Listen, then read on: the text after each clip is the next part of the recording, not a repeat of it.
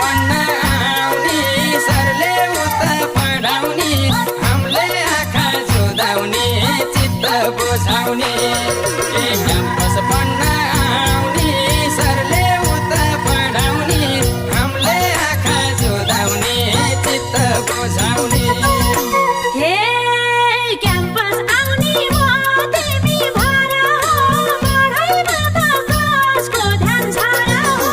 campus पढ्न आउने campus पढ्न